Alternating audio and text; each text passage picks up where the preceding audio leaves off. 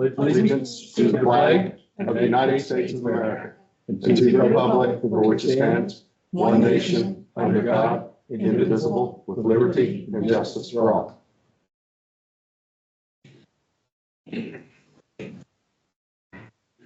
Roll call. Trustee Blower. Yes. Trustee McGurran. Yes. Trustee Young. Yes, ma'am.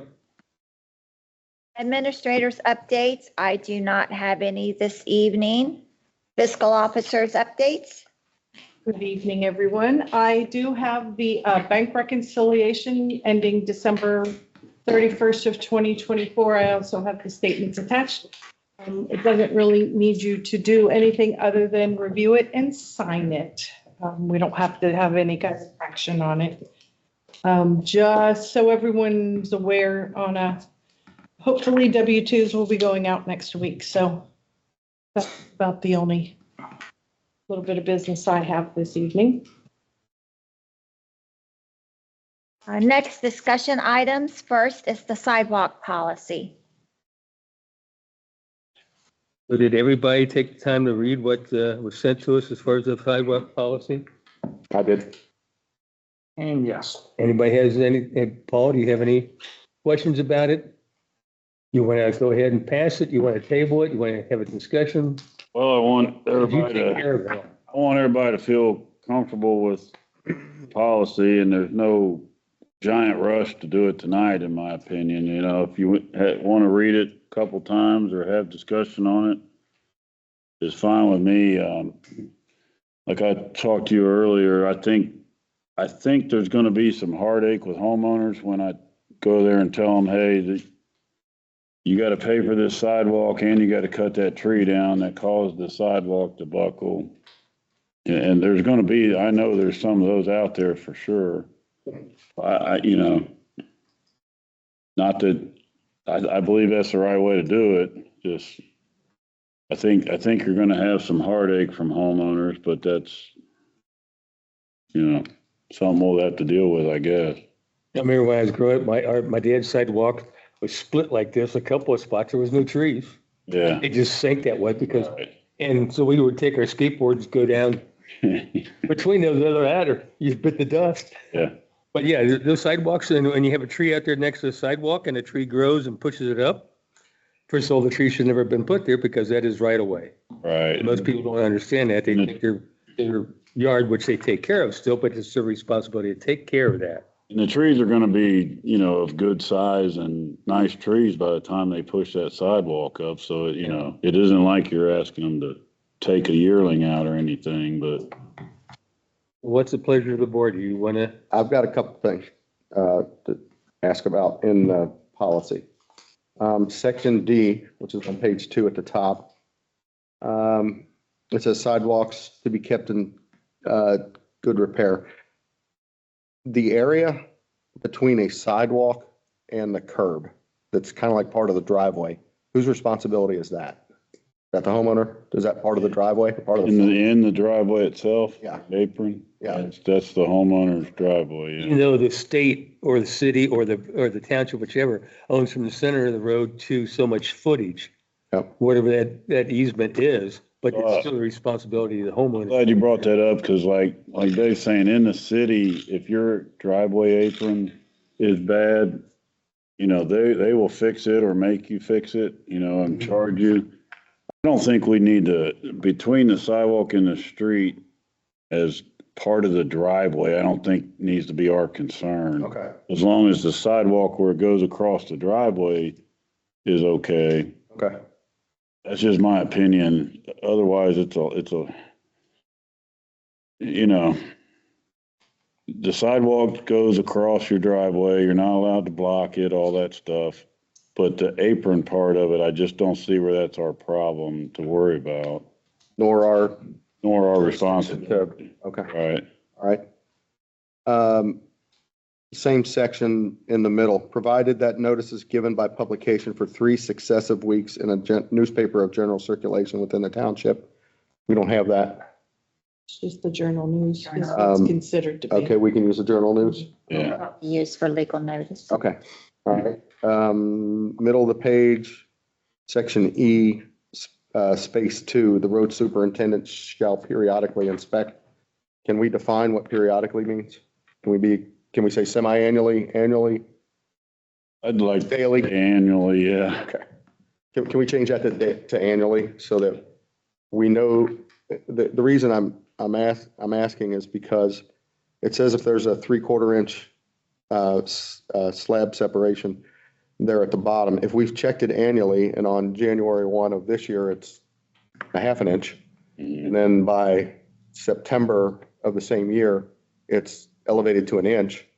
Well, we have operated within the period we should. The fact that it happened within that period, nobody caught it, that statement might help alleviate some liability. Yeah, Because we're doing what we said Right. we're going to do based on the policy. right. So if we could change that to whatever you feel is right. That section also references driveway aprons, Paul. I know we talked about that while you and I reviewed this policy. Do you want that left in there? What was the one you just E said? number 2, right after what trustee McGurran, the road superintendent shall annually, is what we're going to change it to, inspect sidewalks and driveway aprons. Yeah, since we just spoke, I think that driveway apron should be removed before this is voted on. Yeah, I don't know if in this policy, if they mean where the sidewalk goes across your driveway or if they mean all the way to the street. To me, the apron is between the sidewalk and the street. So yeah, I'd just say take that out.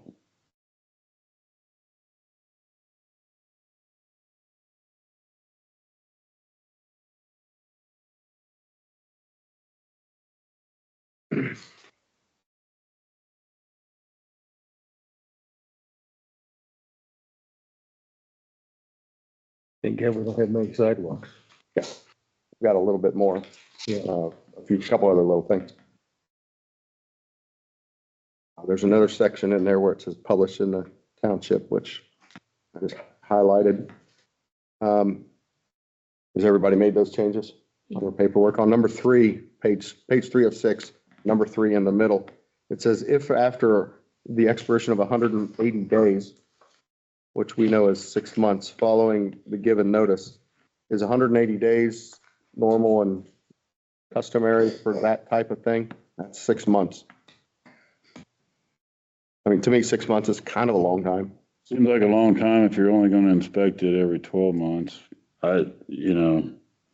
This was another township. We kind of Yeah.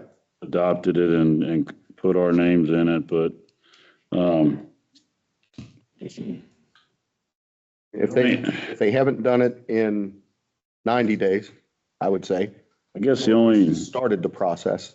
other thing would be like if, hey, we tell them in October, and then it turns cold and, Feel like pouring concrete after all. I'm okay with the 180 being in there, I think. It gives them plenty of time to have some decent weather to get it done.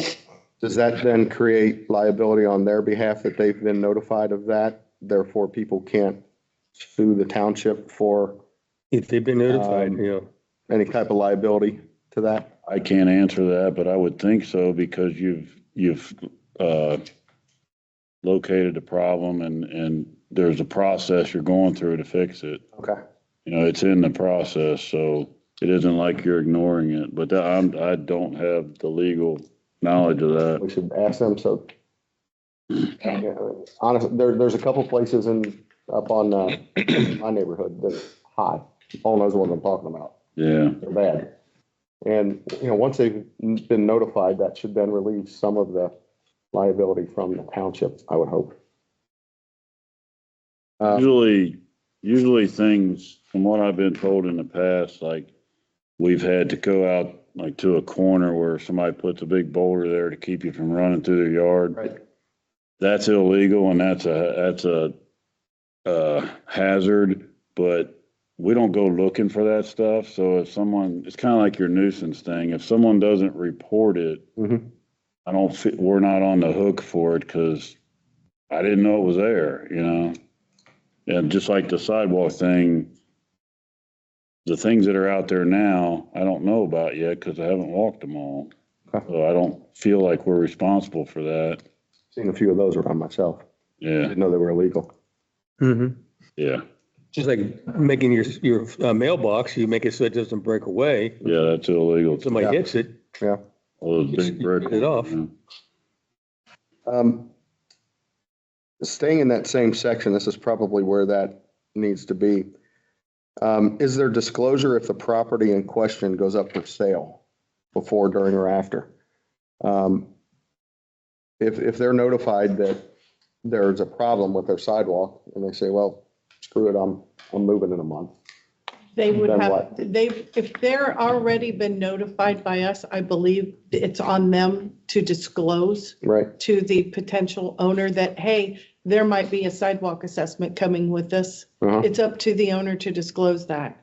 And they're Do we need to put that in here that, I don't know. That's a question. Because once we certify it to the auditor, for if they don't pay it and it gets certified, and I do have questions about that, to the auditor for collection and repayment, it's then a record and it's a lien upon the property because it's different than a nuisance. A nuisance is a little different. But I believe you as an owner, it's like when your basement leaks and it floods, if you don't disclose that, you're on the hook for that. yeah, So when these people a year and a half from, because it can take a while, yeah. get this notice that there's now a sidewalk assessment, they can go back. And then it comes back to, did you have title insurance? But they should have to disclose it. I don't know. That's probably outside of the realm. the realm of what this legislation can do, but it wouldn't hurt to ask, is that provision covered if we're in the process of notifying and certifying and all that? Mhm. Is it on them? Seller. Because it's not a public record yet as far as a lien against the property until we certify it for collection. Okay. And I just had one other thing in section G. Number one, if the construction or repair or maintenance is necessary due to damage, deterioration caused by the town, township, such as what? What is it that we would do that would damage that? Driving over it with a heavy truck, doing some maintenance on maybe a leak or a water line or a ditch, and the backhoe hits it and damages it, something like that.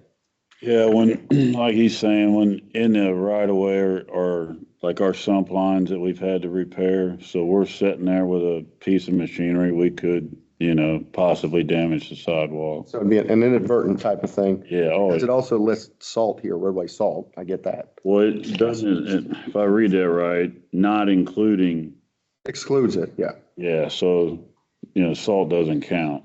But realistically, there's no reason, unless one of your heavy equipment has to go over it. Right, You use boards to try to mitigate that anyway. right. Okay. All right. That's the only thing that I ran into on it.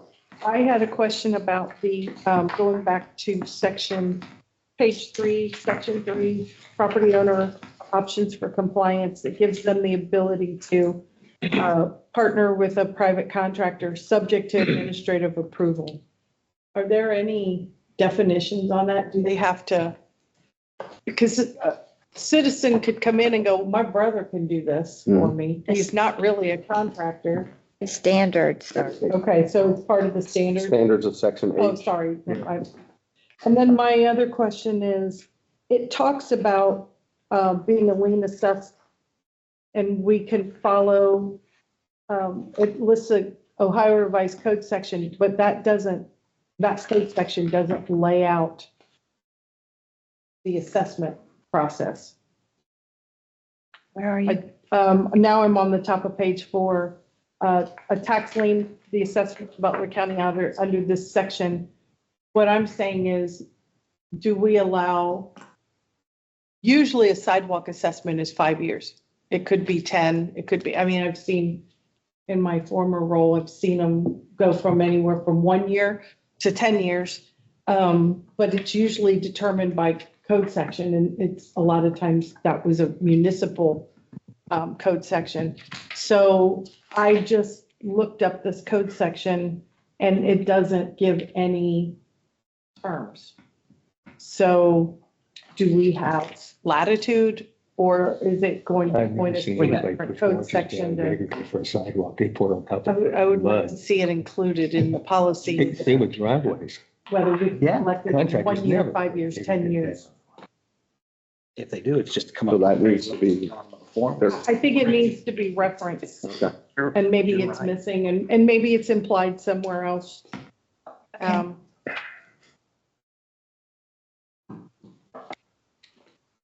But those are my concerns. And everything else in there, Paul, is usual and customary with the 4-inch base and the aggregate and the number 57 equivalent, all that stuff. That's Yeah, that's all typical. county ODOT spec. That's ODOT specs. Okay. I have no other questions. If we need to just do a little tightening. Do I need a motion? No. The next topic for discussion, 2024 paving final invoice. Oh, hang on, I'm sorry. Can I ask one more thing on the sidewalk? You guys remember talking, I think the property owner might have came to a meeting. They're at the top of the hill on Robina where the sidewalk ends. Yep. Can I go ahead and remove that for them? Do we have a problem with that? Because the sidewalk ends in the middle of their yard and it's messed up. There's no point in repairing it. It doesn't go anywhere.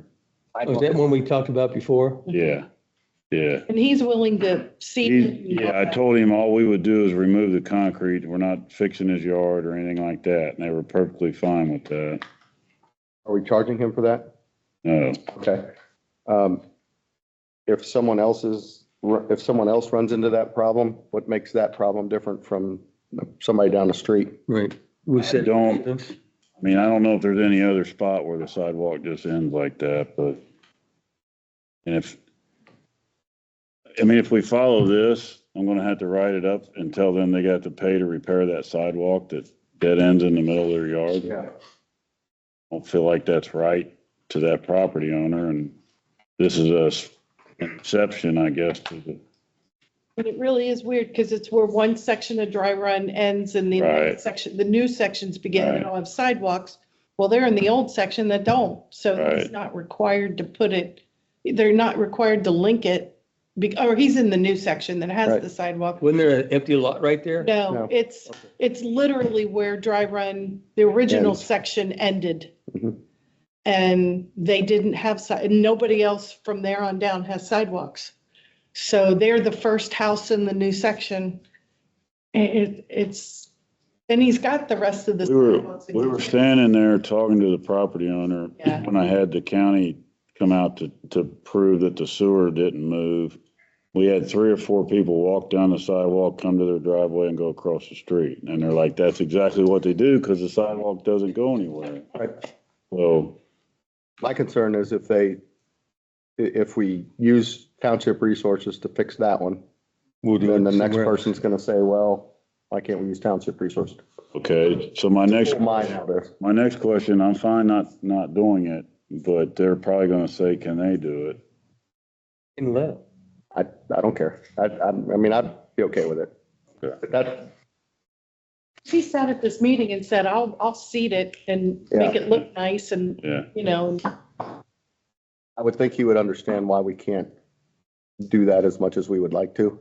right. But, Yeah, I guess you would get somebody given to this, come in and say, hey, you took his out, I don't want mine either. But, then we, and there is a reason we're taking it out, but, and allowing him to take his out doesn't detract from anything really. But if we start allowing other people that are in the middle of the run to take it out, yeah, well, I mean, that, to me, it's different, but okay. I'll leave it alone then. All right. All right.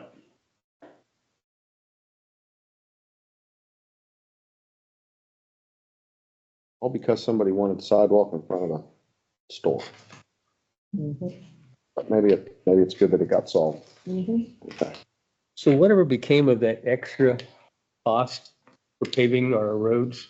We're gonna talk about that. Yep, okay. I'm good. That's next. Anybody got anything to say? No. About that? uh-uh. Okay, I do. Oh, Big surprise.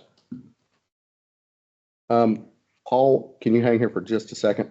Yeah, Because I wanted to chat about this Barrett bill. Are 10% overruns a usual and customary part of a project such as that? there's always overruns. I don't know the percentage.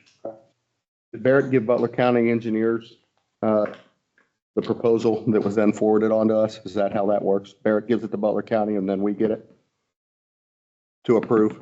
You bid? Yeah, Yeah. okay.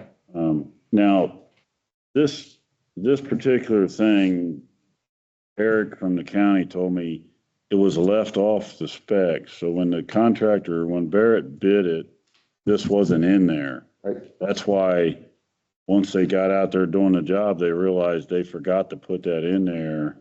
So that's why it's a separate bill and it's being charged. It's something that should have been in there from the beginning. So it really isn't an extra charge that they're trying to get out of us, if you follow me.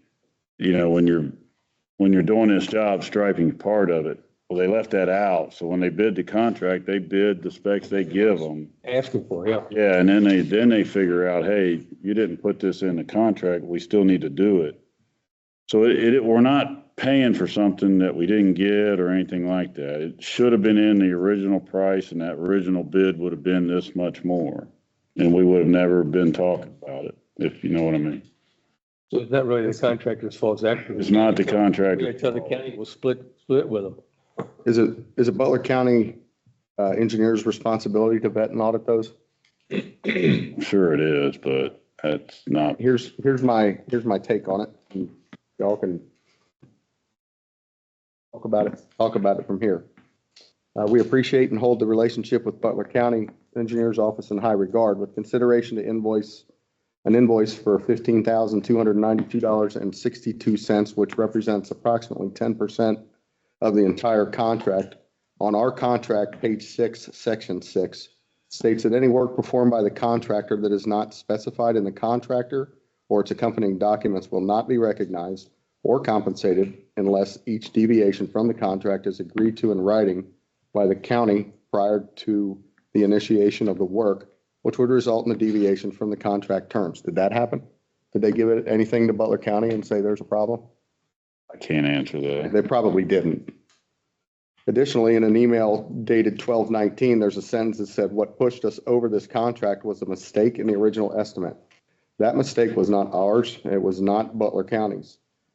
When things like that occur, it upsets the bid process because perhaps a company B, for instance, would have foreseen a $15,000 overrun, but maybe they would have only been charging $6,000 more, and it would have been included in their bid. And we probably would have been obligated to then go with their bid, which would have saved the township, in that case, for example, $9,000. At my own business, I deal with government contracts on a daily basis. Once there's a PO given for a job, it is no longer an estimate, it's in stone. In my decades of contracting for government work, I have never backbilled a government agency for a mistake that I made. If this is how things work, then why do we request proposals and issue purchase orders? My opinion is that a company that's been in business for 171 years, number one, should see this coming, and number two, follow the contract terms, which would be to put in a change order so that the Butler County Engineers Office could then let the township administrator know of the potential overrun so that we have the opportunity to decide how to spend the people's money.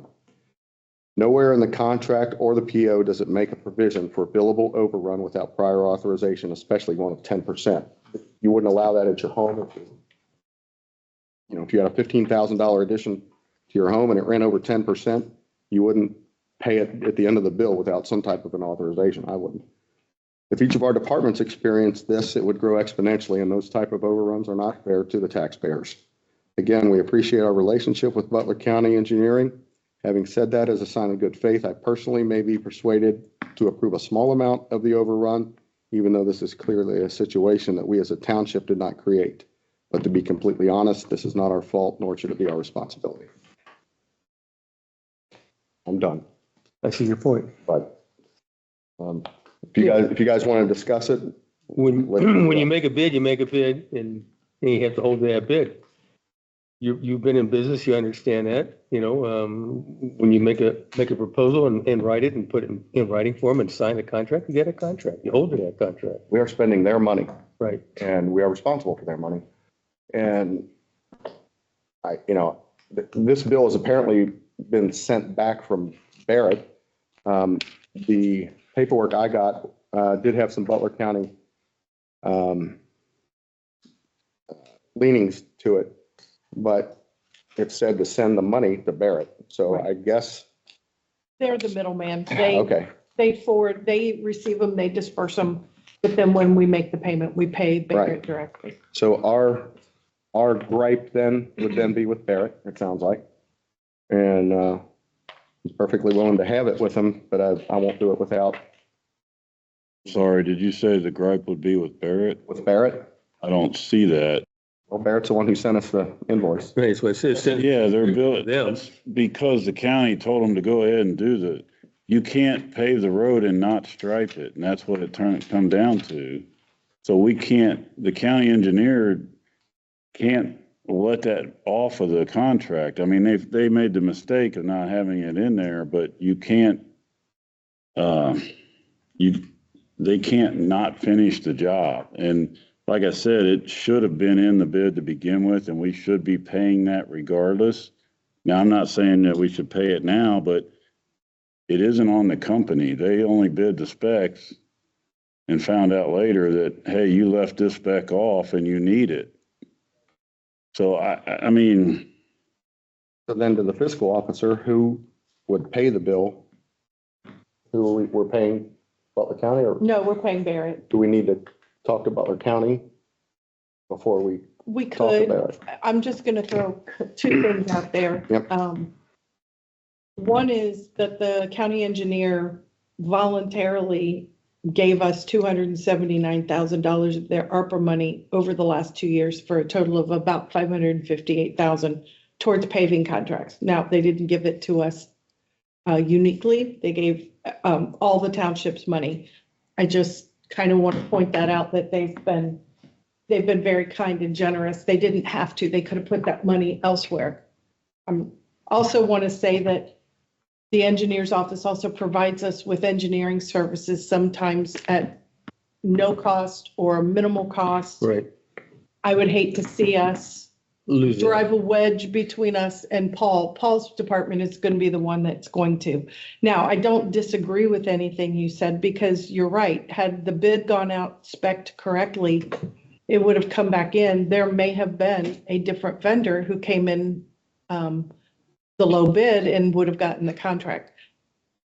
It almost is like, kind of, we should have been notified once that it was identified, and we should have been notified that, hey, this was underbid by 15,000, you're gonna have to encumber 15 grand more. So that we weren't in this position. We're gonna be in a position where I'm gonna have to create a then and now. It's over $3,000. We're gonna have to do it in resolution form in order to get it paid. That's all good and well. We might be able to make a stand. But I also know that the county engineers provide services above and beyond to the townships.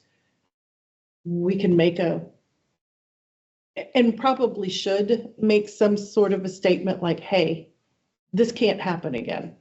If something is left off and not spec'd properly, then you guys need to take a step back and look at who's doing your bidding and make sure that your I's are dotted and your T's are crossed. And to make sure that there's not a vendor out there that didn't get passed over because Barrett came out on top. I think we're all within our right to make that point, and Greg Wilkins would probably love to have that conversation, or Scott Bressler. In other words, we shoot our foot off and. But by the same token, to Paul's, had it been done properly, we would have been notified in August or September, hey, we realize there's a problem. And we could have encumbered the money and we wouldn't even be talking about this. Or maybe we would have talked about it, but to your point, I agree with you. I mean, bids are bids, and government works under the purchase order, and it's a promise to pay. And And sometimes things, it's not like it was a cost overrun. It was an error in when the got bid. So I would hate to see us lose a great relationship. Well, he also said, I appreciate that, Julie. Eric also told me that a lot of times, like typically the contingency money would cover something like this, but the base repair on Davis Road was worse than the percentage they estimated on. And when we find that, we want them to fix it right. So they did extra work and used the contingency money to cover that work. And then there wasn't any left to cover this. That's another part of it, but the county admitted it's their fault. But how, like Julie's saying, you know, I understand what you're saying too, Russ. I don't know the right answer. I think if you want to not pay it or fight it or anything, I think you at first have a sit down with the county and talk about it. As I said, I can be persuaded, to say, okay, there's enough fault in this to go around, we'll say. Yeah. And I'm not saying we didn't get what they're charging us for. Right. But by the same token, when we approve a PO, we approve a PO based on, in this case, 400 years of professional engineering road work between the county and Barrett, and we rely on that. I don't know. I mean, it's obviously something that shouldn't be missed. It's on every single one of them all the time. Yeah, every street that's point. paved Right. has got that. Right. Here's my aspect of it. I understand we as trustees have full-time jobs. In the near future, how about us making a point to visit these construction sites and speak with the foreman on site, or make a phone call in the office? Hey, this is going on. How are we doing? Do we have everything in a row, all our ducks in a row for our bill? And again, let's draft a letter, send it over and say, hey, we are a township that watch every dollar we spend. And this oversight on your bidding process has really put a hurt in our budget and is taken away from our 2025 budget. $15,000 money to us, to the county, is 15 So, minutes. let's make them understand, as a board, we are extremely unhappy. And this cannot happen again in the future, but I can put on a pair of boots and go out there on a blacktop road and hunt down that job foreman. Say, hey, how are we doing today? My name's Trustee Blauer. How we doing? And then maybe somebody call up to the office to who's ever overseen it all and say, hey, can we get some paperwork to date on what's going on? And I know, hey, done, that's all I knew of. They have a paving progress meeting every 2 weeks when the paving is going on. You're always welcome to come to those meetings and, get Do you represent me? the 'Cause I don't want to update. take vacation. So we used to go to the meetings I go in to the them. beginning. Yeah, I go to them all the time. Before they put out the bids, we used to go up there and talk to the engineer about what we wanted. We still do that. Okay. The pre-bid meeting is for this year is coming up. I can let you know if you want to go to When it that. comes up, I want to go up there with you. Okay. And during that meeting, what? You discuss what You road? discuss the things that are happening in Ross Township? So the pre-bid meeting for the paving is just about 2025's paving and what you want done. And if the contractor has questions for you, he can ask them at that time. It's just so the contractor understands what you want during the bid. We submitted that to them in December. There There was a resolution. Yeah. See if I can find when the meeting's already scheduled. There is an annual township, the engineer meets with each township. That's usually at the beginning of the year. Right. That too is not. Usually pull in each township, yeah. Okay, so the pre-bid meeting is coming up January 28th at 1:30. What day? January 28th at 1:30. Okay, I'll be 1:30. in Louisville. So that'll be discussing this next year's paving, this summer's paving. And that's the time if, contractor has questions for us or we got questions for them, that's the time to do it. Is The Beck- other meeting, the yearly one, I forget what they call it, but it's just to invite us in there and talk about anything that's coming up for this year. They tell us what they're gonna do in our township this year, you know, on their roads. And that's a great time to throw this out and talk about it. Usually by now I've already got it, but I haven't got an invitation to it yet, so. Pending our check. So, if you wanna, I mean, my suggestion, maybe hold off on this bill until you talk to them at that meeting. Maybe it'll make you feel one way or the other, I don't know. Did you say you could make, I can't make that. I can make I'll be in that. Louisville all day that day. This is a different meeting. This is a Oh, different okay. meeting. He just Okay. gave, you know, What's the meeting he that doesn't you're know referring yet. to? Do we have a date on that yet? Remember what it's called, Lori? For the dinner? It's No. just It's an annual, like, It's- township review. planning session is what they call it. A planning session for this coming year. They let us know, hey, we're working on New London or Lehigh or whatever they're doing on their roads. They ask us, you know, about our paving needs, and then it's just a general meeting. So, hey, what do you got going on that you're gonna need help with or anything like that this year? It's, So we have a schedule, what we want to get done, we should attend that meeting and actually talk to them about what's going on. Because we used to different at times, when Bill Foster was there, we would swap out like Black Road, they took Black Road over and we took over another road Yeah. until he fixed Black Road and then we swapped back. yeah, they haven't Back done in the that. day. I've not was very good experienced to that us. at all, so. But I mean, that's an open meeting to discuss whatever. And it's usually at 9 o'clock in the morning, you know, on a day we both agree on. So when I get the invitation, I'll send it right out to you and Okay, good. with dates. They usually give us a couple dates to choose from.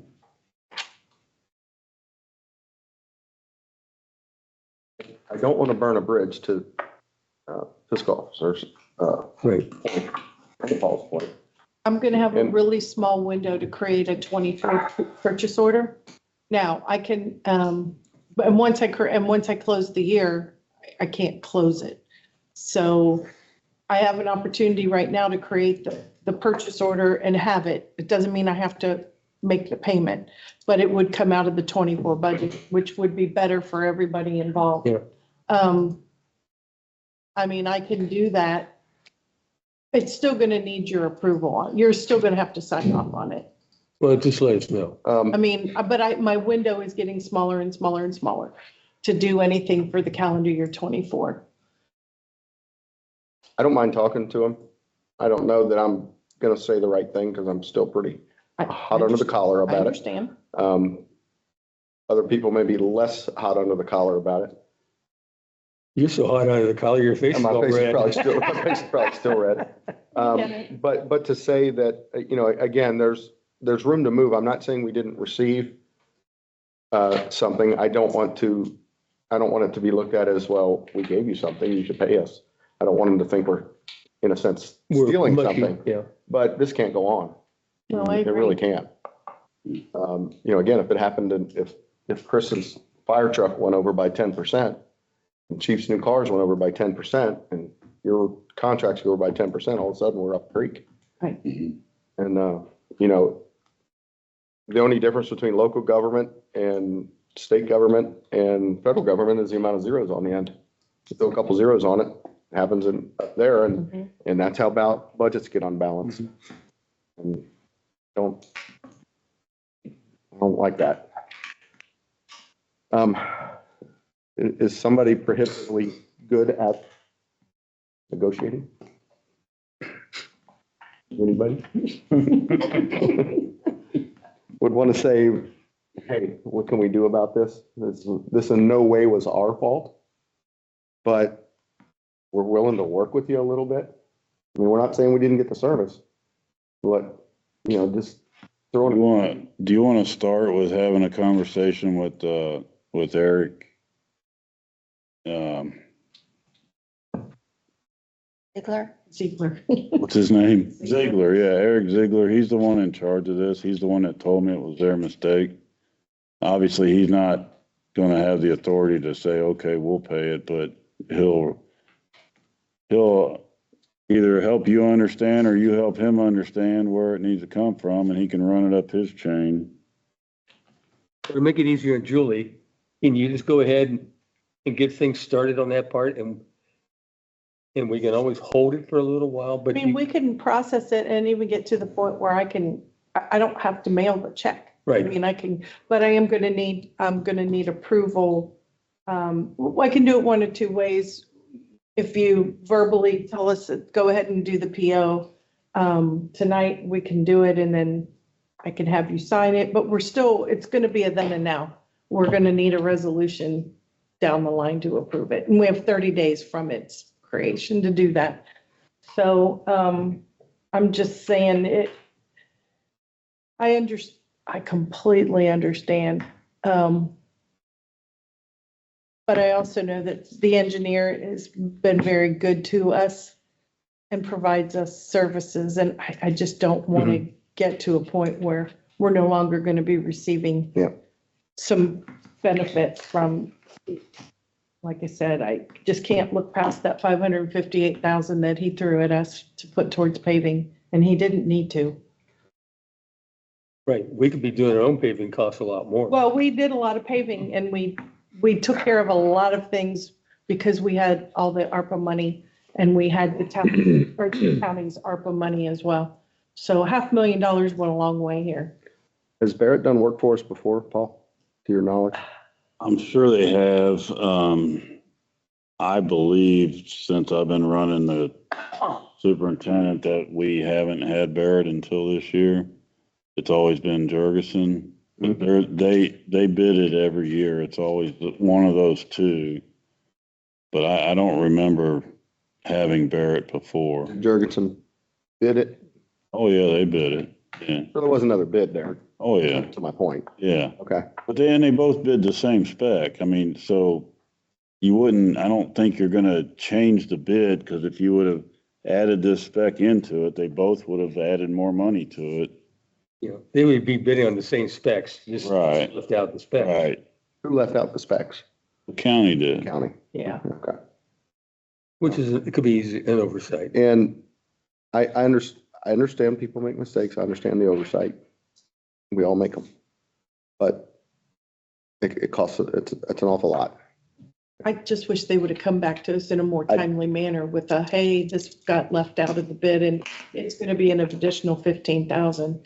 Yeah, we got the bill first and then they explained it. Yeah. I don't feel any sense of responsibility coming from them, I guess is what kind of, when your kid's bad and they say, I did something bad. Yeah. You feel like, okay, well, I'll let you buy with this one, but don't do it again. Right. Didn't do that. It still bugs me. I think we could find some shared responsibility on that somehow, some way. For Barrett to say, okay, we'll knock off a few thousand. Butler County to say, yeah, we kind of missed that too. And then I'd be happy with that. I don't think Barrett's going to back down on that. They did this, they provided the service, they did it, and it needs to get paid. Now, whether we pay it or the county pays it. But again, in their contract, What Julie was saying, get in. Oh, it's, yeah, wait. I earmarked it. Ready in advance. It's right I there. don't know her business much, but if it's Yeah. one like I mean, that, they don't have a leg to stand on in court. I mean, if it Do doesn't we mean, know that they didn't notify the county? I don't know. that We either. don't know, but I would assume that it would have had to have been in writing.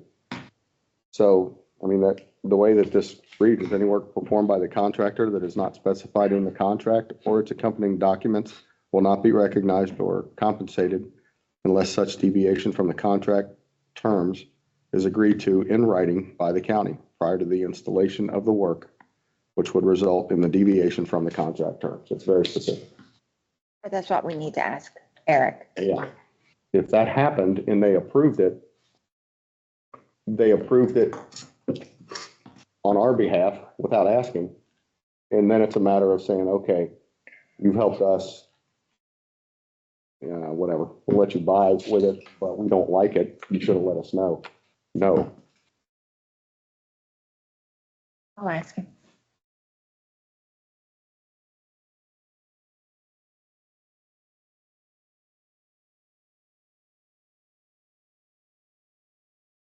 And to be clear, when I'm talking about contracts with the city, Because I deal with them with Cincinnati. I had one which was, our invoice was 30 cents off, 30 cents. And I had to resubmit a new bill. I mean, they would have looked at that and $15,000 and laughed. Yeah. So I know how it works. I don't want to ruin that relationship. I don't want to make Paul's job harder, but the responsibility to the township is still first and foremost. There you go. We can talk to them and Okay, Schmooze a little bit. So we table. Julie out. I'll go ahead and start the paperwork or do the purchase order, and I have time to kill it. Okay. I won't process the payment until Okay. we have everyone's warm and fuzzy. Warm. I know. Fuzzy yet. It's all good. All right. Go ahead, Dave. I'm done. Or Keith, you got anything more? I do not. Okay. All right. I'm good. The next discussion item is fire department levy status. I went ahead and took the liberty, I've been keeping a historical record of levies and for the fire department, their passage dates and even to the extent of whether they passed or failed. In their case, they all passed, and the percentages to it. And it's always been a very healthy percentage to it. The first 3 mil levy came on in 2006. And then we introduced an additional 2.75 mils in 2014.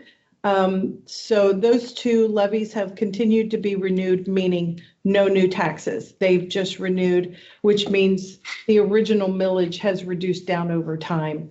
I do not have the most current rate sheet from the county auditor because I know as of last week, they were just getting the tax rates in. So they're very busy. So what you have in front of you is just the state. So we've been operating with the original 3 mils through 20, for, a little shy of 20 years. And then the 2.75. Now, with us renewing, that means we've been operating on the same million one that they generate since the second one was added. The 3 mil was originally 573,000. We've operated on that same 573,000 since it was voted in 2006. When we introduced the 2.75 in 14, we received an additional 547,000. So for 11 years now, we've operated on this million one. And, we've implemented a full-time department. We have equipment needs. We had an opportunity when we renewed the 2.75 mil in 24. We talked about whether we want to renew it, replace it, which means takes it back up to the full millage, or do something else. But with the property tax increases that were hitting all of Butler County, and Ross Township specifically, we felt like that was not an appropriate thing to do. So we're making do with the million one. As for Mr. Reininger, who sat through the budget process this year, that million one has got to stretch really far.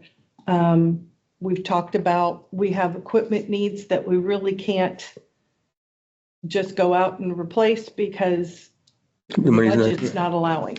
With all of that being said, I just did some really quick calculations that if we run a brand new 5.75 with the current valuation, it would bring in an additional 771,000. That's 771,000 that we have foregone every time we renewed these levies. Do I have that sheet? Yeah, everyone has it in front of you. Is it? Yeah, you put Okay. it on the other side. Is that new you're talking about? Is That's that if we were combining to the two? If we were to run a brand new 5.75, and that doesn't mean in lieu of the two that we have running, it would generate $1.8 million, almost $1.9 million, over the 1.1 that it's currently. So it would be an increase. We could potentially entertain the thought of running a 5 5.25 mil, which would generate 607,000 additional dollars. And even just a 5 mil levy, if we ran a brand new 5 mil, it would give us an additional 525,000. So we have a lot of room between the 5.75 and just a 5 mil. I think if we look at when the next one is up, the 3 mil is up to be renewed November of 26. And that means we'd have to renew it to continue the revenue stream on it, which is that 573,000. We kind of have chatted, unofficially kind of, saying maybe the next time the next one's up for renew, maybe we need to talk about running one and rescinding the others. Let the one die and rescind the other, and just have one. I'm almost suggesting, with the state of the budget and with the end of life equipment costs that are looming at, that we have a conversation this year about running it in November of 25 To give us that year. to start next year and rescind the other two immediately. If it passes, the other two would be rescinded. These would go into effect for the 25 tax year payable in 26. Right. That's a suggestion. If it would fail, we still have a year to make some decisions about what we want to do and how we want to do it. I think with the situation in last year in Maui, that was just Mother Nature. And then looking at what's going on in California, we really need and have always been good stewards of the taxpayers' money as far as the fire department goes. I think in order to continue to give just the level of service that we're providing, we are going to have to do something. And I don't want to see us put something new on. I would love to see us combine what we already have and just ask for what we need. And I think it could be a real benefit to maybe only ask for 5.5 mils or 5.25 mils. So reduce the overall millage overall, but we'd be capturing the value of the houses, of the new values, which we've been giving up. Every time we renew, we give up capturing that value. So I think it's time to start a conversation about what you all want to do, what Chief Johns would like to see us happen.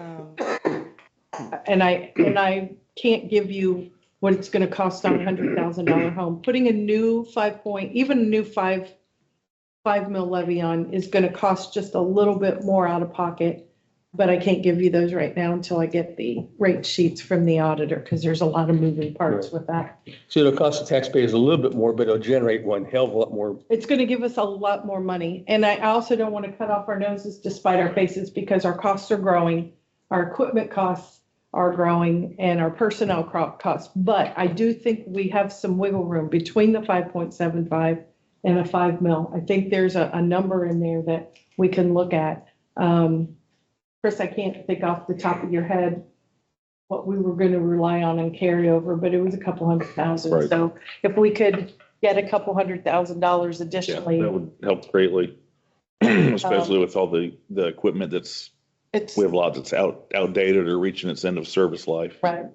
And our toys aren't cheap. No, They're expensive, and they're things that we need to do our job.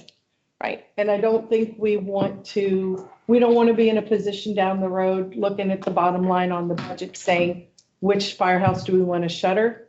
Where do we want to, nobody in our township is going to want to, we could put out a survey tomorrow and say, we have to shutter Station 1 or Station 2, what's your preference?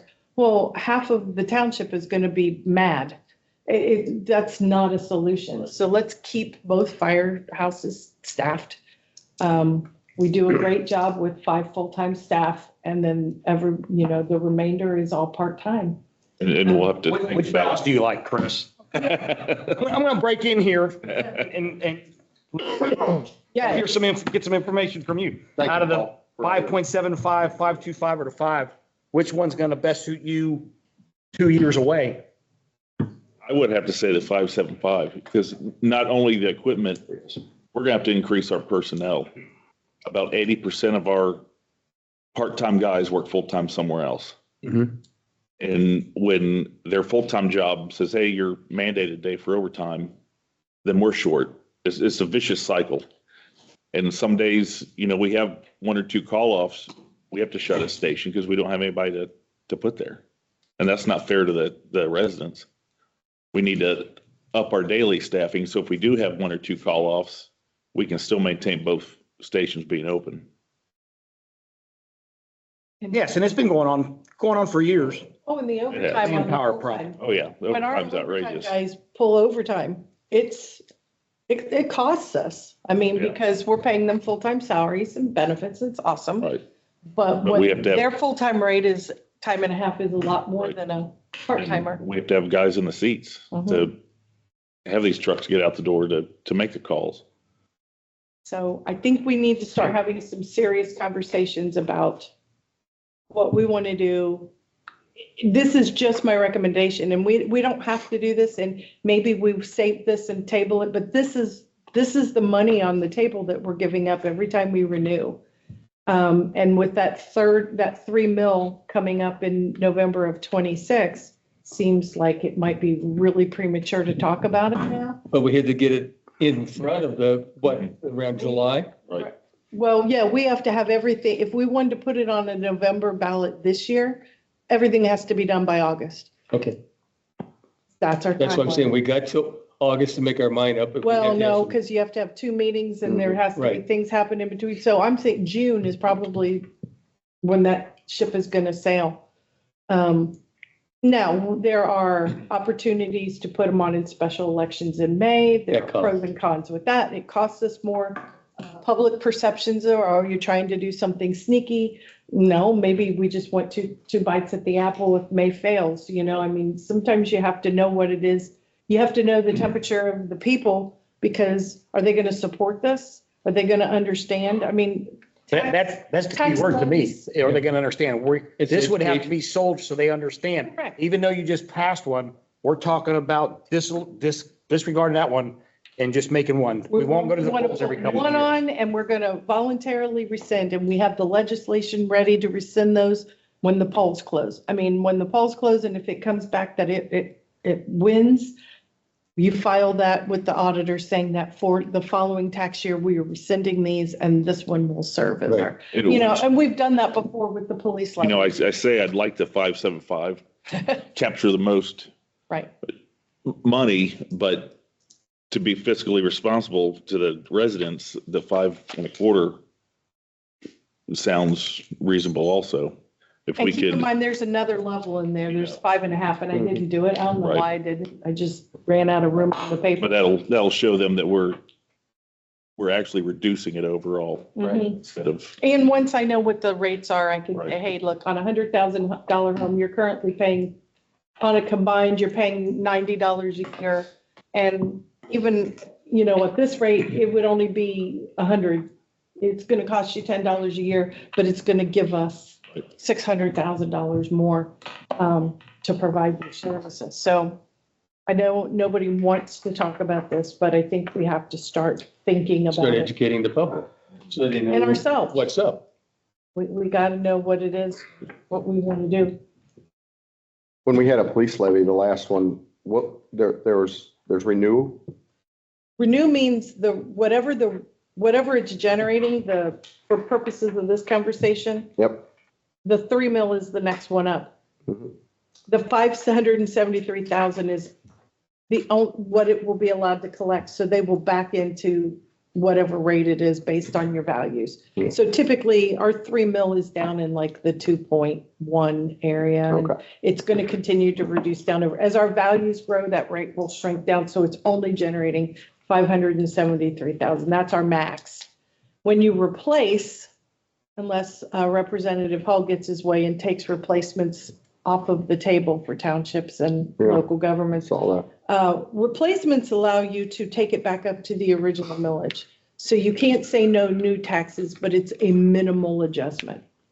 And then if you say, well, we don't want to do any of that, it's the difference between, let's say our rate is down to 2.1 and you take it back up to 3, it's only a 0.9 mils is the new tax. It's really usually pretty minimal. And then your other option is to say, we want to put on a new, which is what I'm proposing, a new combined. And it costs the taxpayers a little bit more because the state is no longer going to compensate for homestead and the homeowner credit, the rollbacks, the taxpayer just pays it out of pocket. We would no longer be compensated for that. That it's called a qualifying levy. Police is already, we don't have qualifying levies now. Their new levy came on and actually their original levy was after the due date, when that law changed. So What was their levy? Remember when we wanted it to make it so that their department was permanent? correct, that was like a three, That was called what? it was a renewal, but we made it permanent. Right, Okay. 3.75. And then we added the new 1.5, which brought them up to 5.25, which isn't, they had kind of hoped to be at the same level the fire was, but didn't want to ask for that because of the property tax situation. So in order to keep the fire department, say solvent, Status quo or better. we want to have that. I would be one that would be in favor of So if we Combining ran a the two new, and combining them and made it- making it permanent, and even if it were at a lower millage, they'd have a base. Right. right, And that would, and then keep in mind, a permanent levy doesn't fix everything in No. perpetuity. right. But if with good fiscal management, it keeps you 8-10 years out before you have to ask for something else. Right. But it would be nice to. How do you feel about that, Chris? About combining them. Well, number one, combining them, but number two, making the levy Permanent. perpetuity. I think it would be a lot easier on us. Okay. We're not have to revisit this every 2 years. Yeah. I do too. What do you guys think? With the bank. Julie said it gives us a little time to relax, Right. not go to sleep. No, you can't go to sleep. But I think our record shows us with, the initial levy coming on in 2006, and then we added once, 8 years later, we've made do for a long time, and we've never asked for anything other than a renewal, which means we've kept that little pot of money. We just kind of kept it going, limping it along. So for all that time, where that period is, the revenue has remained the same. Correct. The effective millage has changed. Yeah, And it's and it reduced actually down. reduces. Mhm. Okay. Now, occasionally, we'll get a little bit more, and that's due to new construction, and I won't bore everybody with that ugly detail. Now, the thing that Ohio has currently is that if the millage stays the same and the value goes up, we are not allowed to collect You don't collect the. that difference. No, And is that something that Mr. Hall's trying to fix? Is no, that- he's trying to take off replacements. He doesn't want, he wants you to either renew it or put a new one on. Like this. Now, there's And that was my also, point.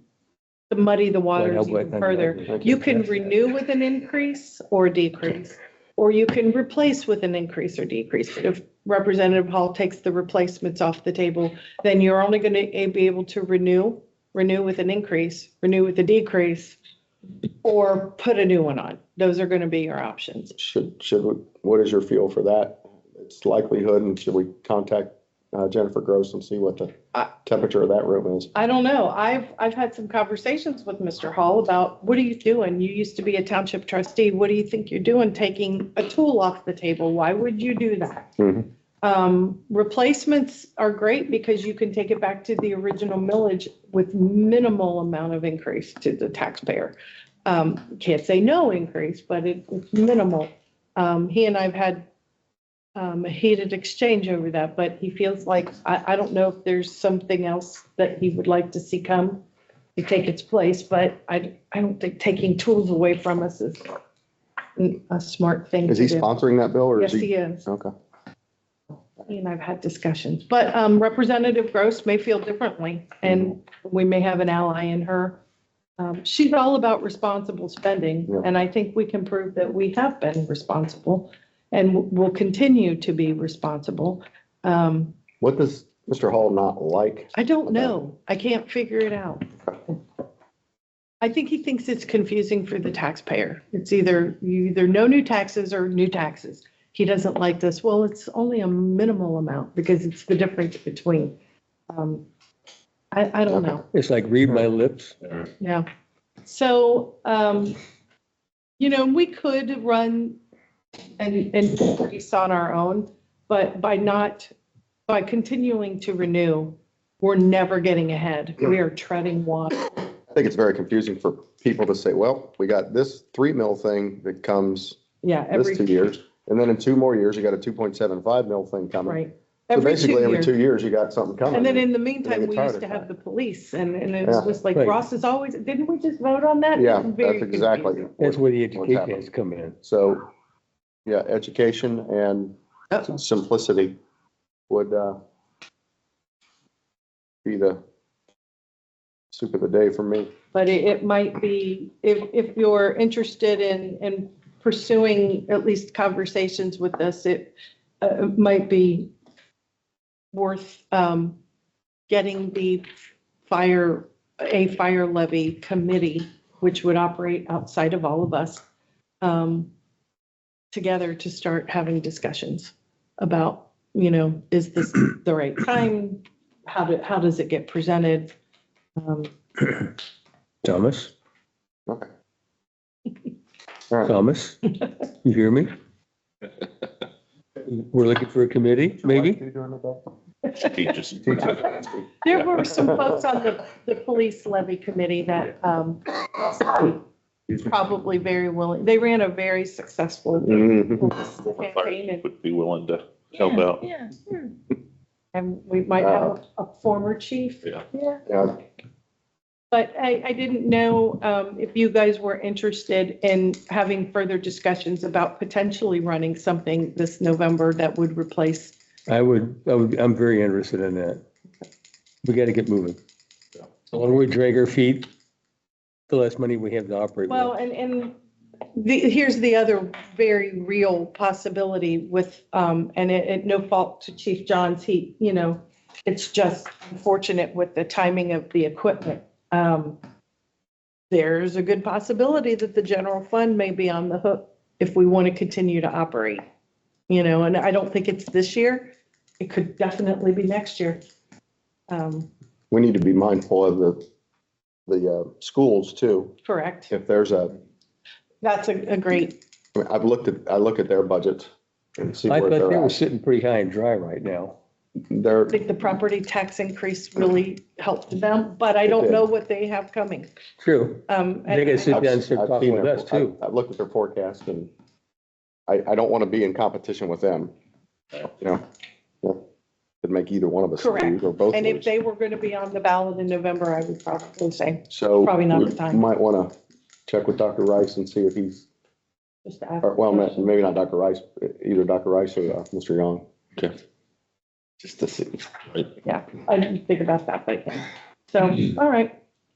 All I have for you all. So the next steps will be,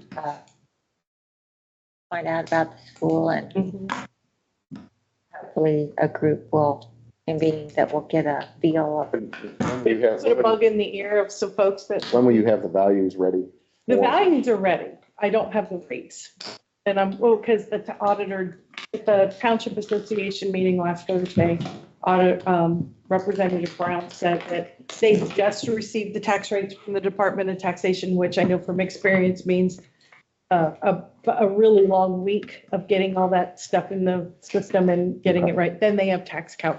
So they're not really, their heads won't be up for another week or so. So maybe by next meeting we'll have. Oh, yeah, I would hope so. Because they are hoping to have due dates for the first half tax at 1st of March, end of February, 1st of March. So they have to have 30 days and then the treasurer has to have time to get the bills printed. So it's a whole thing. Okay. All right. Next topic for discussion is township owned buildings, long-term and short-term planning. All right, I brought this up last meeting. We have to have some kind of a scope where we're going, where we're headed. We were doing a good job with the fire department, police department, and road crew. But where's the township headed? Where are we going? So like this building right here, when it was bought, you didn't like it. Nope. But it was better than what we had down there at the firehouse.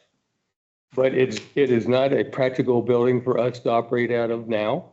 It might be better back then, but now it's costing us a lot of money to maintain. If we could have changed these windows to like that, it's just money down the drain. So I'm looking at doing something about this building. And so I have made contact. I tried getting a hold of the architects that built our last building, but they don't answer the phone. So in our monthly magazine, these people I got a hold of to make a presentation to us, not to really do anything hard, but have an understanding where we're going, what we need. So they have an understanding of what we would like to have and what it might cost.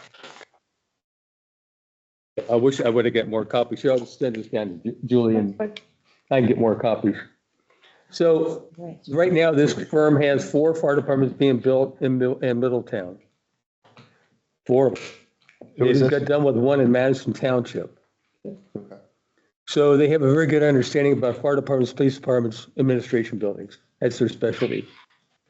So I talked to the people up there at Waldorf, I'm sorry. They're building up there, just a building, no land, nothing inside the building, 1.2.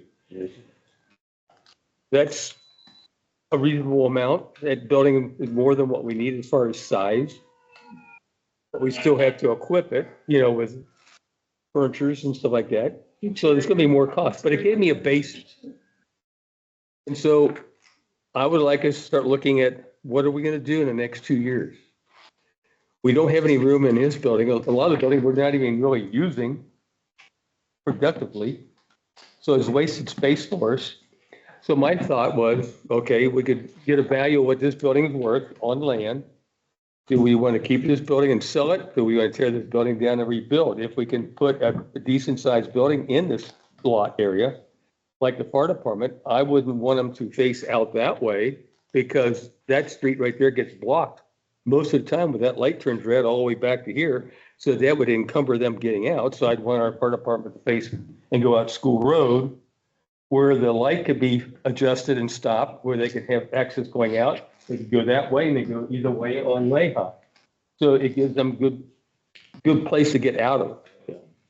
Police department, as well as us, our administration building would be here, police department off to the side. Have an area that we can use commonly, be it the workout area, which will obviously be put in there, a cafeteria or a lunchroom or a kitchen. This place, no, it doesn't sound quite so exquisite. Yeah. So We just need running. we need a building that's gonna be multiple functional. In the building down there, building to bring that fire department up here, 1 or 2 bays and maybe a 3rd bay for future use. And that building down there would be turned into a civic center, which would have pretty good sized bays to have people come in, bingo, whatever that, but people want a civic center, what do they want to do with it? We could hire somebody part-time to come in and keep it clean, keep it neat, and have somebody keep track of functions going through. We set the limitations, what we want that building to be used for. So that's what I'm saying. This is a 2-year, 4-year, 5-year project. I would like to see something being done with this building within the next 2 years. That's my projection. Where would we work out of, like trailers? We'll have to get some trailers.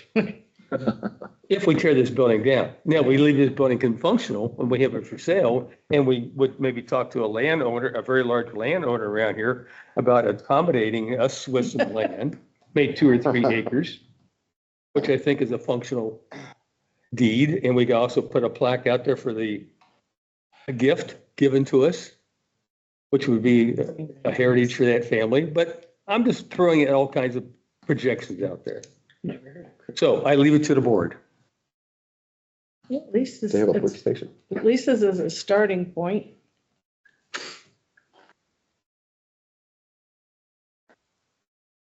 What do you think? Well, I think there's 2 options basically, and not 3. 2 options. 1, level this building. 2nd is your property offsite to go with a whole new facility. Concern with one aspect of your thoughts is everything on fire apparatus side going out to School Road.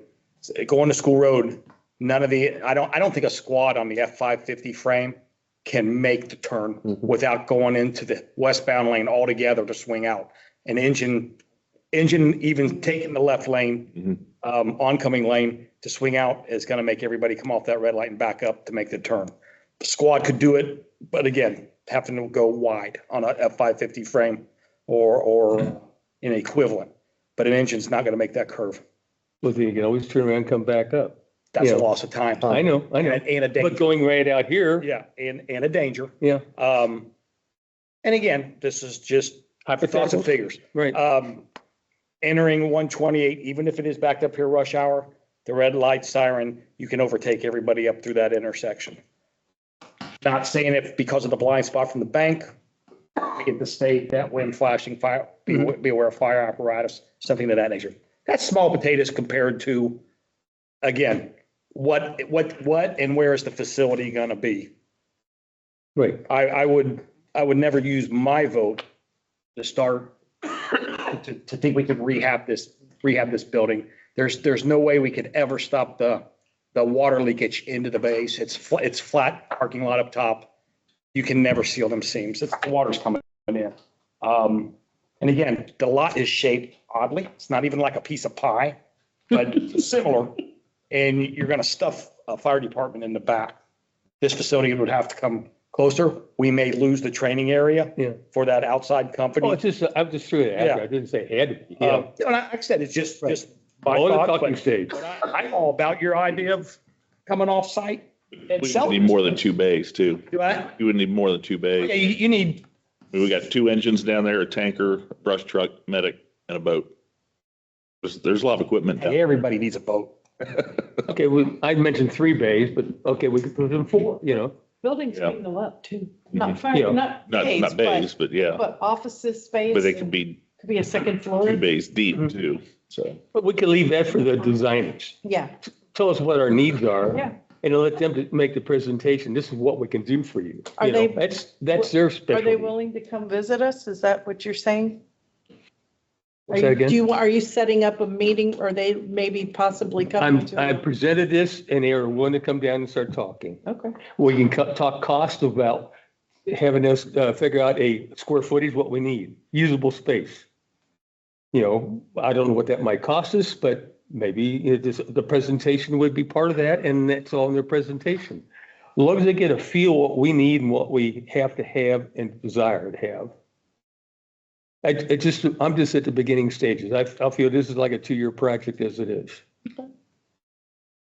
But we got to start looking at something.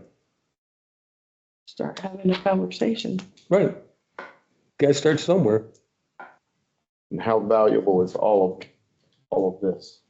You know, the land, I'm having it, building, I'm everything. having, well, my daughter's not into that professionally, Yeah, but she is a realtor, Right. but she'll have a good contact. right, Let's see what the value of this land is. It is prime land. yeah. Is it worth more to tear the building down? Yes, it would be. Mhm. But then again, there might be a functional building for somebody, so we have to make up our mind. Having, you know, there again, a professional come in and say, hey, you can pick up a lot more money with an empty lot than you can with this piece of, Mhm. Well, I'll leave my words out. it's Yeah. not efficient. Keep it down. Yeah. I can get another one from them with no trouble. Okay. So work session for February potentially? Have them come? Do you Well, think they if you could? want to pursue it further, that's why I'm asking the board. If you want to pursue it further, I'll go ahead and make contact with them and have them set up a meeting with the board at one of our, or maybe our next meeting, Work session. Work session. work would be session. better. Well, I won't be here because I'll be up in Michigan for my son graduating from Navy. Well, maybe, in But March. no, it'd be this month. Okay, March work Yeah. session is the, so April. Unless we want to have a special, we could have a special meeting too. Right. We're not precluded. You never know, people might come. Yeah. Would they want a heads up to sort of evaluate how many people we have here during the day and? Boy, right. That's for us No. to start saying, well, the police department needs this, the fire department needs this, and our administration needs this. So Right. we tell them our needs and they say, okay, this is practical, but this is not so practical, but maybe you should consider growth. Let them do all the decision making once we tell them what our needs are. Without us telling what our needs are, they have no idea. So we should know what we will need here now and in the future to grow into. Get a get a drawing from our fire chief and our police chief. That Chris could draw up his day room, his kitchen, his bedding areas, and the size of the base that he needs. Kind of get an idea of square footage. Right. As long as, if you stay under 20,000 square feet, you don't have to worry about sprinklers. That really runs the cost of a building up. So we want to stay below 20,000. Need sprinklers, and we got $1 million fire trucks sitting right there. I'd rather have a sprinkler. Gotta appreciate that state code. Make the building. And firemen sleeping on site, right? Make the building more fireproof. That's all. You don't have to worry about it. Where an engine area is, that could be easily done. Living quarters is a little different, maybe. But there again, it'll almost double the cost of a building if you go sprinklers. Now, what does that also do, Chris? If everything's here, if we got 102 up there, right, 101 down here. We definitely don't need 101 if we do something here, right? Well, this would be Can one. everything be combined in one Yeah. place? No, this isn't centrally located. No, Besides that, you need service And area. that's what keeps it last Yeah, week. It's- If there was someplace centrally located in township to have one station. Yeah. But not down here up there. It takes 7-8 minutes to get from here to there. Okay. And that So makes a difference. Where's the center of the township? Keith? On 27, right after Old Ross Middle, would basically be your center. kind of closer to where we, 27 New London, The old brochure contractor that area. property be about the center. Okay, so then we look at it and say, okay, if we have one location and we, again, I'm looking at assets and we sell Right. this one, we sell 102, get rid of 101. That's all money that comes in and we just have one location to do everything out of. That's not a good idea for dispatching. Get out quick. Because they can come down 27 quite fast. But they're only gonna be, what is that, 2 minutes from 27? That's a long time in a fire. And a cardiac arrest. Fire doubles its size every minute. A heart attack, Okay, your first minute, if you're not there I within don't like 5 or having- 7 minutes. I like having one station at each side of the township. And plus you already got the financials spent many years ago on building that place. They abandoned it. yeah. and I don't know who would buy it. He's only 20 years old. Right. Really not that Flea market. old. Yeah. That's not Except good. it sits in Rouse Township. Yeah, that would be a problem. We'll have. So is that, is 102, It's not activated. you would hear one end of the surface area of the township, I'll activate somewhere. and then where would be the other end? Down here where 101 is. Works today. Convergence somewhere in the middle. Have 911. We either have two, one at each end of the township, Again? or one in the middle going out. And years ago, that's why that was placed up there, is because that's where all the residential was. There was nothing in the center. Everything was, Because a lot of the growth area is going to be down here now. Yeah. The growth area up there is already done. Yeah. So that fire department, it has its capacity of people to take care of. But the growth area is going to be down here, so that's why another department should be down here to take care of that growth as it happens. There's the ability to It'd be different if we're starting out fresh and we just wanted to put everything in the middle of the township. add onto 102 admin and police. But like when they built this one down here, that's where all the people were at the time, when they started the fire department. How much property is there available to add on to 102? I think there's 3 acres that we own up there. How much acreage does like the helipad have to take up? I mean, you have to have clearance for the Yeah, helipad. it's FAA regulated where it is now. Yeah. That's a thought. Never thought about that. And then how much area is down at 101? Is it too small to do anything with? Yeah, there's not a whole lot of room down there. And being in the floodplain, I don't think you Yeah. could do a whole lot. Unless you raise it up like UDF.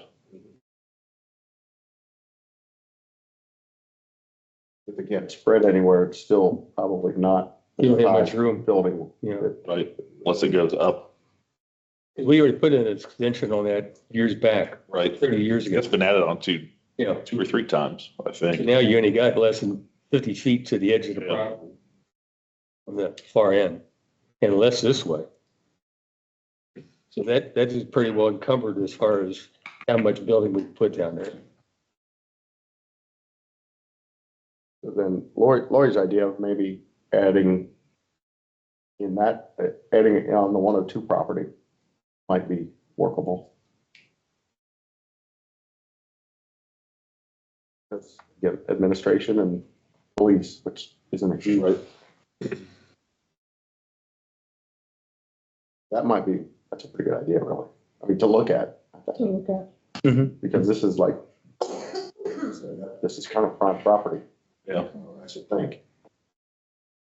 You have You the could- wonderful You could meeting probably space. end or extend that building back toward the parking lot some. Because the one way on the north side, you're there. You can't go any further. He's already got one new home. Maybe he needs another new home. The man at the end of the table. As long as it's not leaking, I'm good. We can discuss, Yeah. but we gotta get something moving. Okay. And I just thought I'd provide a presentation of what we're gonna do with this building. Okay. Feel like I said, all the growth is gonna be down here anyway. Does 101 service the needs of the area that it is supposed to service? Yes. Okay. All right. That's the other thing we do is we take a township and start running a compass, Mm-hmm. realizing, okay, response time of this area, the response time of that area, which building would it be coming out of? Okay, you do that already with dispatching. Mm-hmm. But then again, manpower, no one's down here, they gotta come out of up there. So these are all things we have to start putting together. We don't want to put a building in a bad spot, Right. Not now. but we gotta get something moving. That's why I started it. Okay. That's good discussion. All right. Good talk. The next item for discussion is the Village of Millville impacts of potential dissolution. I brought this up last meeting as well. I talked to one of the village electors, on the board. And like I said, they did come across some money to keep them going for a while because they were thinking about dissolving. So the part of dissolving, as far as maybe how it has to be done, if we have to follow a revised code, we have to follow it that way. I was hoping we can take in the whole village so we can take in some of the businesses up there, but if we can't, we can't. There again, it was an idea I threw out there to the village. So how long would this, I think it was called Brenda, the money fund that they were working with, called Brenda. No idea what Well, anyway, they found some money to keep them alive for a while. But this is something there again, down the road, we should be looking at.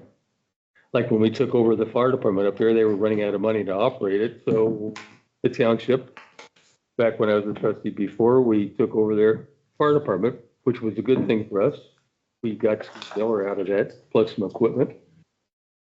But there again, Hanover Township can't give them the coverage we can give them on the other side of 27. So it also could be the vote of the people. Do they want the township become part of, the village become all part of Ross? Because it's their livelihood, it's not their livelihood, it's their property. And if Hanover can't give them the coverage we can't, because they're right there. So that could be a vote, maybe the Ohio Revised Code be changed for that. I mean, there again, just something we can discuss, something coming down the road. I know within the next 5 years, that's going to happen. So start looking at it, start thinking about it. What it would cost us to have to take over the village and what we can get out of it. Is it a toss-up? Is it a negative for us? There again, we have to look at it. What's in it for us, and can we serve those people where they are going to be taken care of like they are now? But does that have to come from them? I mean, do they have to be, I mean, I've read the code, so they have to be willing to Right. dissolve, we'll say. Well, right, the, One of the board up there would have to present it to the voters to dissolve. Mhm. Because they'll be able to tell them the financial situation they are in. They didn't mind us taking over the fire department. They may not mind dissolving. There again, we can still give the village recognition of being have signs up, say this was their village. Because some people are very proud of where they live. Mhm. They may not want to be called Ross, but these are all things we can talk about. Administrator Kyle provided you with a village Yep. dissolution, and if you look at page 4, Mhm. the fourth bullet point down, the territory of the village becomes part of the township or townships in which the village was located along existing township borders. That pretty much says whatever belonged to Hanover stays in Hanover, whatever Mhm. belongs to Ross stays in Ross. Yeah, it's right here. Can that be changed or something? We don't know. Well, you need to start asking questions to the prosecutor. Yeah, right. I mean, it's not carved in stone, just on paper. But there again, it's discussion. I think if the social media has any indication, it doesn't sound like the current mayor is real interested in entertaining this topic. Oh, there was something on social media? Oh, there's Oh, I quite didn't a know. bit, Yeah, there was. quite a Oh, bit. I didn't see it either. it was part of their topic already. Okay, at least, Well, at least on social media, there was discussions yeah. Yeah, it happened quick. saying, Well, at least I got Pretty the ambers maybe going. yeah, or something. Okay. Yeah, there was a fire going. Yeah. Okay, so that's kind of tabled or just in the back of our minds. that- Yeah, right. It's just something out there, 5 years. Next topic for discussion is Board of Trustees meeting format. Okay, so last meeting I brought it up. Is the format, how we do things. Where the president is, in the last 8 years, I think you said, been reading off everything, but the president doesn't, It's been longer than that. well, when I was for 16 years, we didn't do it that way. So sometime between when I left in '03 and now, it changed. So, It was that way when they were still holding the meetings down at the our house. okay, it was after I left, but still. Yeah, Yeah. that's after you left. For 16 years, it was ran where the clerk back then, not the administrator, not the fiscal office, but it was called a clerk, presented everything to us. So Robert's Rule of Orders came in. And I didn't see where tonight, with the meeting being conducted the way it is, causes a problem. But if the president doesn't pull the numbers as far as the motions and stuff like that, and doesn't print the motions and stuff like that, so it could be presented to the board for the board to discuss, talk about it, ask for the motion to be seconded, and go ahead and ask for the vote, and vote being taken, and all the minutes being taken and down by as we're doing it right now. So I just leave it to discussion for the board. I didn't see where it caused any problem tonight or last time.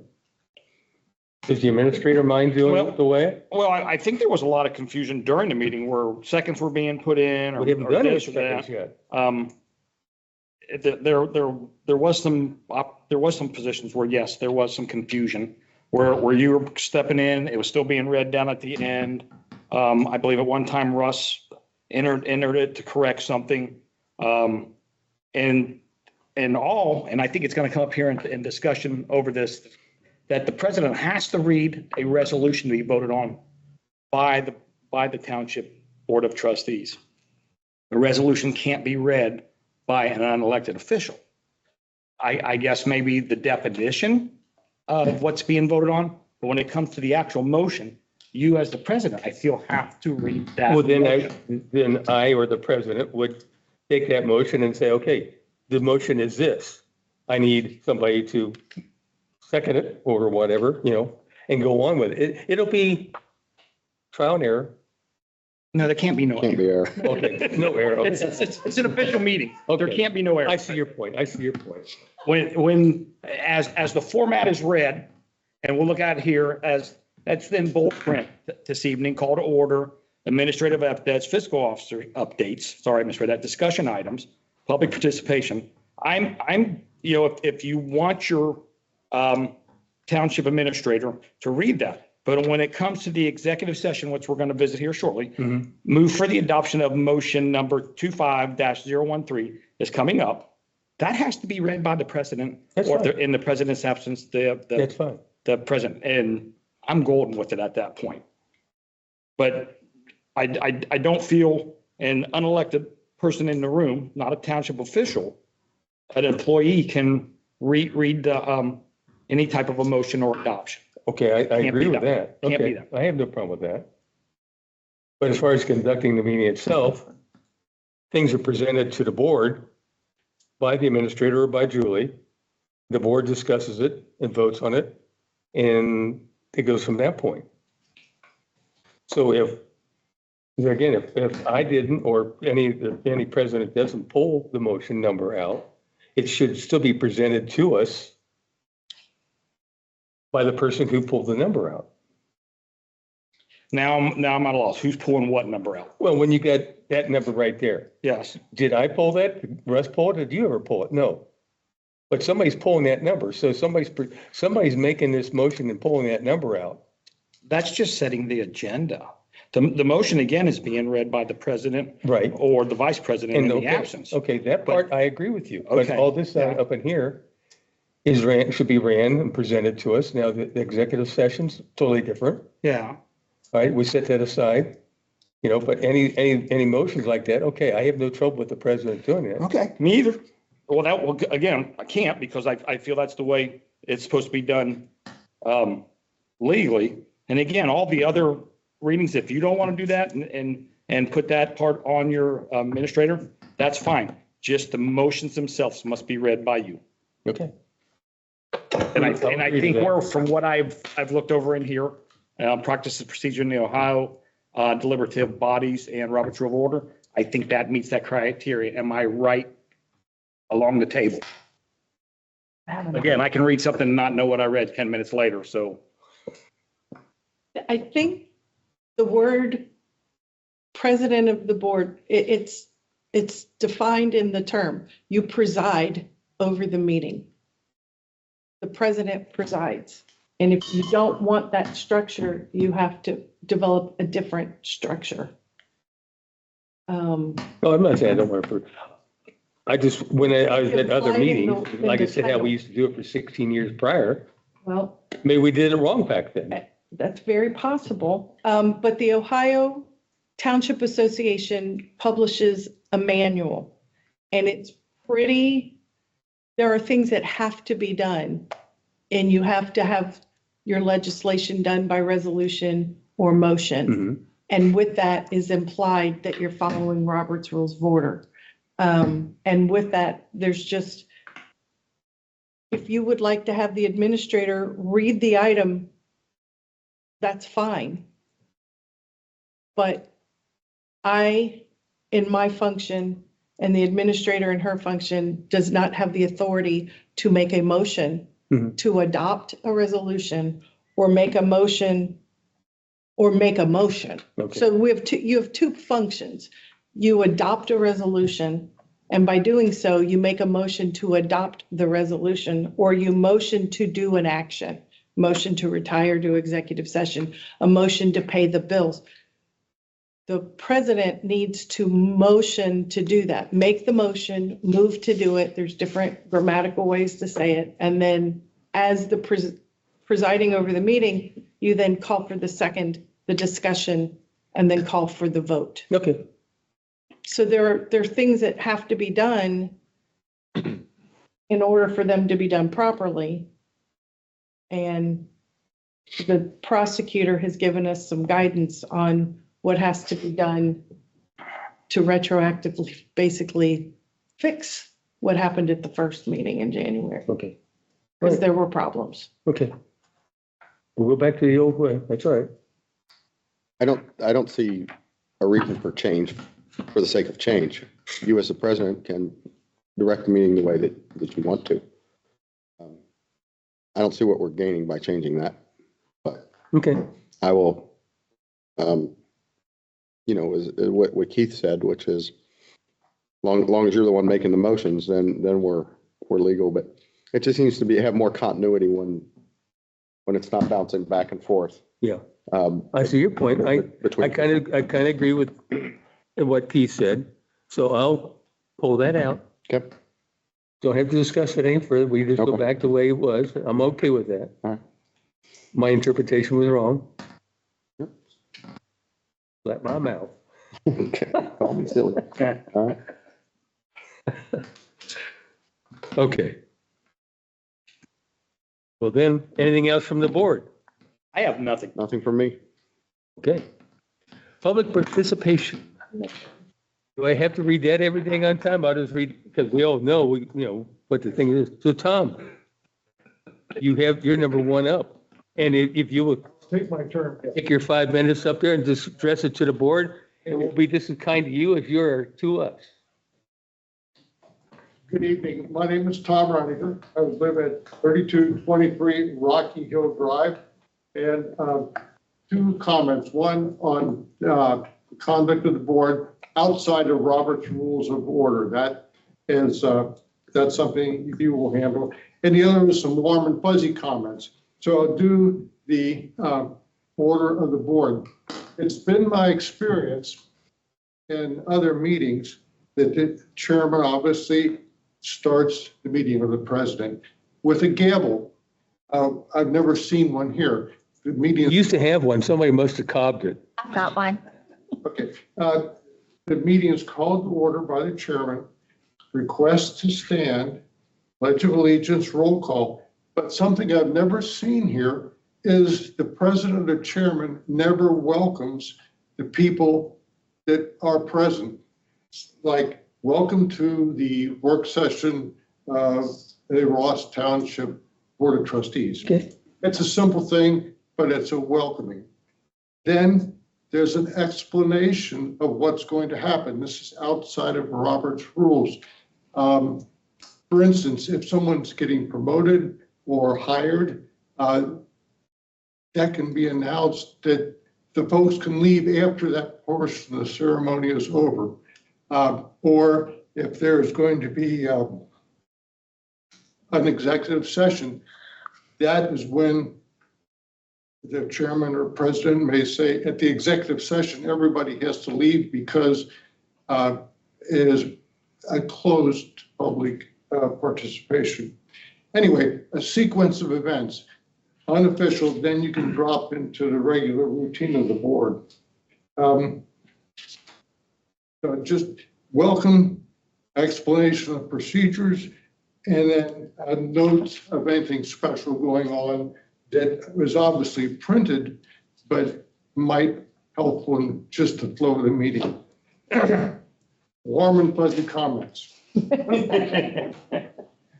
Warm comments, first of all. I noticed there were 3 articles in the Cornerstone, of 2 from the fire department, 1 from the police department, which is good. It puts our activities out in the community in a non-electronic way. A compliment to Paul, who's left. The street cleaning went really well. I mean, it really looks good. Our streets were cleaned and cleaned well. So those are the warm comments. Now, the fuzzy comment. We have a new ski slope here in our township, and the ski slope is the accessible ramp outside this door. If you're going to welcome the public, you should be able to get into the building. I know Paul has been busy, but, That's on us. It's not on Paul. or whoever. Yes, we all accept that responsibility. The ski slope is really clever, but if you're in a wheelchair, it should be a cleared ramp. Accessible. Yep, So you're right. it should be. 1,000%. And it's not. Yeah, we totally forgot about that. Well, it's simple because the public mostly comes in on that side. They don't come in on the parking lot side. So that is the fuzzy comment. Thank you, Tom. Is that Thank you it? for all your comments. Thank you. So I realize, thank you, Tom. I realize you came in later than after we started. Do you want to address the board? Go ahead. Applying for a scholarship for the Ohio Township Trustees Scholarship. And he asked to attend a meeting and get your all signatures. So I thought it started at 7, so that's on me, I apologize. So just whenever you guys have a moment, you just need some signatures for Very good. scholarship You application. guys probably got your own pens. Yeah. Well, good luck to you. Thank you. You're You set. got to study. I really, Financial economics. he's gonna play golf for Mount St. Joe. Awesome. Julie. Need someone on my foursome. I'm really good. I'm gonna give you my credit. The Butler County scholarship from them? The scholarship from them, I don't think I looked at it. Okay. Might. You just went to I might look the into it. Township Association? Yeah. Yeah. There is through Hamilton Community Foundation, a very often overlooked scholarship, the Stevenson. It's usually at the very bottom and no one applies. And attorney Tom Humbach, who's also a Ross resident, is the person who's the administrator. And Okay. you need to, because my oldest son got it all 4 years of college. Really? Yeah. So it's a really good one. And if, once you get it, you tend to get it every year. You said are we going to college or? I feel Same. my daughter graduated last year and we did the same thing. It was like a team effort. Everybody sits at the table and we come up with this stuff. So it is a we thing right now.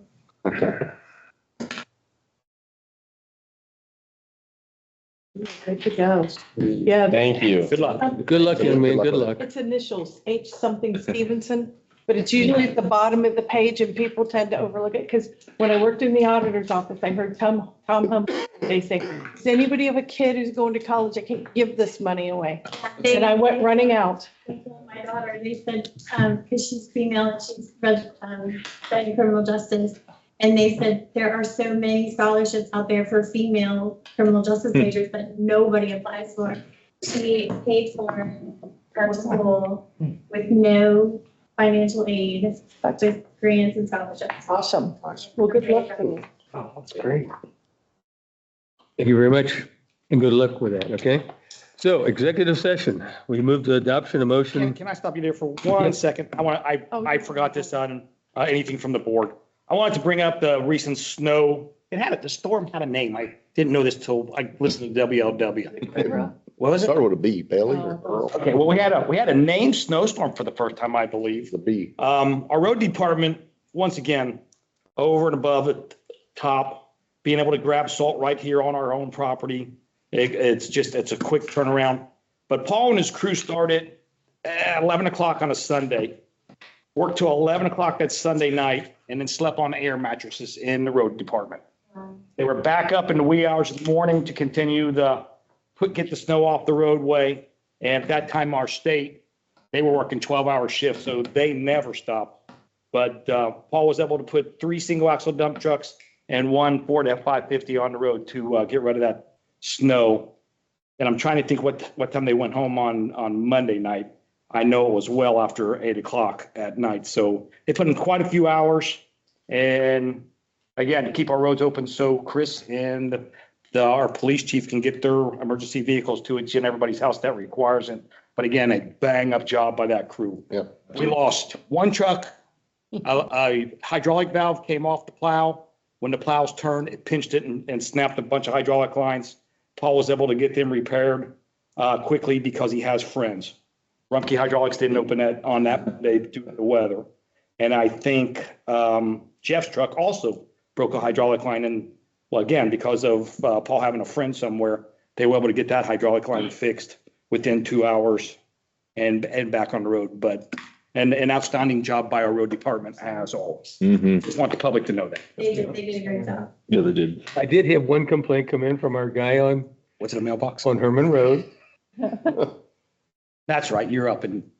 And I told him, he said, well, maybe they're not, the two crews are not communicating, the night crew and the day crew. I said, let's get something straight. It's only a crew. One crew. There's only one crew. I said, so they salt your area because that is a hazard and they really don't want to come back Harmon Road. if they have to. Do you understand that? So maybe he's been satisfied now. We'll find out because he didn't call next snow. Good. You know, so he didn't probably understand that he thought we had multiple crews. We don't. You know, we have a limited Can't budget afford it. there too as well. Does he not like the salt? Too much. Is Herman Road a township road or is it a It is. private road? It is. Yeah, it's mainly the hill. Okay. And the over, And they stopped out of their day to pull somebody out of a ditch Yeah, on Sunday, They so, did, there was a whole big thing. you know, yeah. so. I've come down Herman Road Hill in the snowplow and brakes locked up the whole way down, even plowing snow. And so you gotta salt it like crazy. You just do. Sure. Okay, thank you very much. very good. All right, we're going into executive session. Move to adoption of a motion number 25-013 to retire to executive session to discuss appointment, employment, compensation of a public employee in accordance with the Ohio Revised Code, section 121.22 G1. Time is 7:52. 7:50. Folks, thank you for coming tonight. Need a second. Well, I made a second. I'm sorry, folks. Second Need a roll call? discussion, Trustee What discussion will we have? roll call. Roll Trustee call, okay. McGurran, Yes. trustee Blower. Yes. Trustee Young. Yes, ma'am. Okay. Thank you for coming.